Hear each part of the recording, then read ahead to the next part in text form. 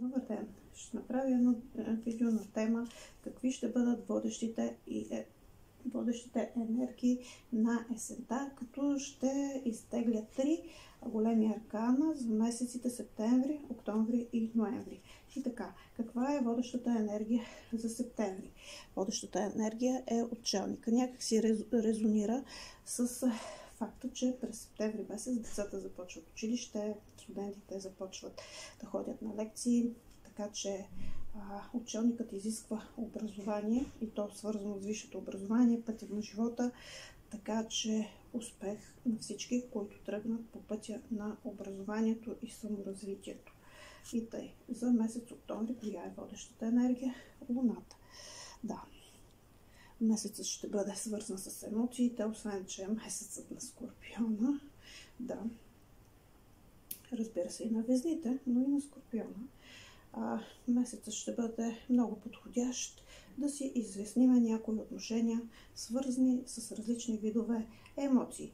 Може за някой да е гняв, за други може да е любов. Но е хубаво през октомври месец все пак да си изясним емоционалните отношения, тъй като месецът е подходящ за това.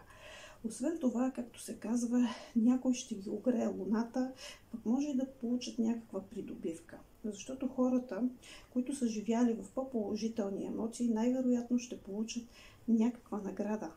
Вселената, разбира се. Така че, използвайте я.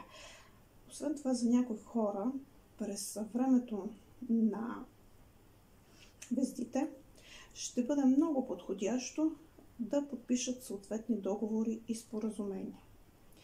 Тъй като Везната така или иначе е доста комуникативна, все пак тя дава възможност хората по-лесно да се договарят. Така че, ако ви предстоят някакви сериозни договорености, възползвайте се от октомври и до началото на октомври.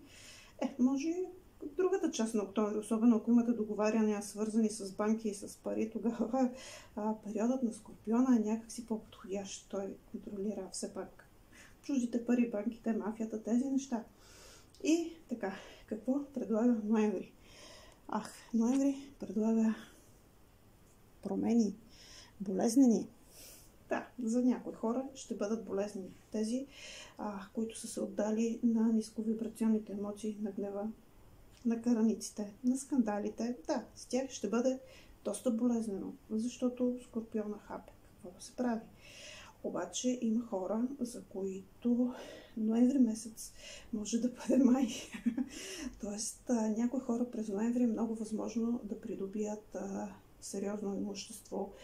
Хората, които искат да си купят къща или апартамент, периодът е много подходящ, защото кулата не винаги е толкова разрушителна. Кулата дава възможност да започнеш нещо ново. Болезнено, трудно. Да, може домът да бъде купен с безбожно голям заем и огромна лихва. Но става въпрос, че месецът дава възможност за сериозни придобивки за онези, които са готови да живеят в енергията на рязката промяна. Така че приятно и успешно прекарване на есенните месеци. Надявам се да дойдат при вас с най-високата си вибрация и да ви донесат даровете си по най-прекрасния начин. Приятно и успешно! За енергообмен знаете лайк или просто ще почерпите някой. Най-добре беден човек или бездомно животно. Довиждане!